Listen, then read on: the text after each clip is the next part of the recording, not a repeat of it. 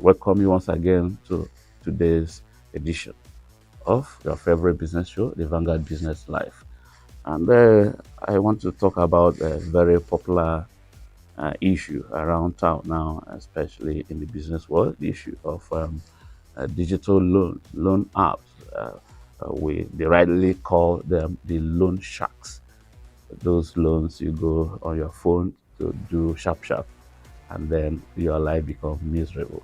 Uh, some hours down the line, not even days, hours down the line, your life becomes miserable. A lot of people are falling victim of that, attracting the Federal Competition Commission's positioning on that.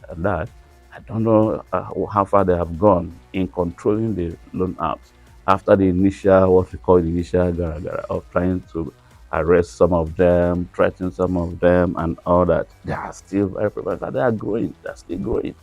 They're still growing. And the numbers, as at last count, when the regulation, how to put a regulatory, uh, regulation around them, you discover that about 90 something were registered, and as at today, they are running over 150, meaning that it's still booming. But that's not my concern or focus now. I wonder why people are still there when they have better alternatives. I talk about the better alternative. The regulated, well-known financial sector institutions, like the commercial banks, most of them, almost all of them, are now having such services on their regular menu of the bank app. When you open the bank app, you see the loan application window there, where you can easily do the same thing you are doing with the loan shark. And then a whole lot of advantage and comfort you find there, which you don't have in the loan sharks. You have their services regulated by the Central Bank of Nigeria, so they abide by certain principles. So and then there is all the whole range of advantage, like the cost of the loan itself, and then the amount they disburse, and then the issue of ethical practices. Of course, the issue of ethical practices of the loan sharks are actually the issue of concern for those that patronize that service.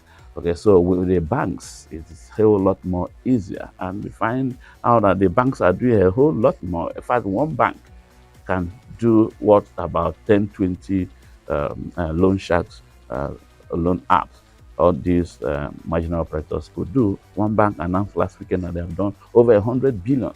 Over 100 billion. Most of these loan sharks don't do up to 1 billion in total in a whole year. So why are people still patronizing all these other loan sharks? I don't understand. When they have their banks at the tip of their finger, the interest rate is far much better with the commercial banks.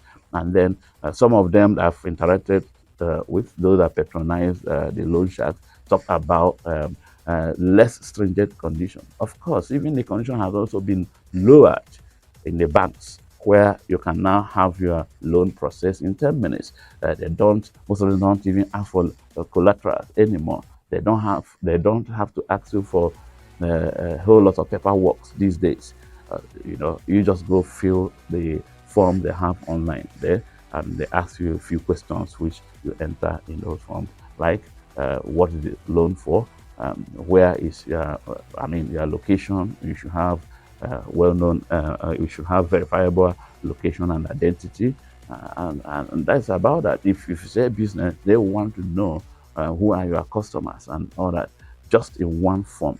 So the faster you could supply those information, the faster your loan will come. So it depends on you how quickly you can get loan from those from the established commercial banks, and your life is less complicated financially as you have in the loan with the loan sharks.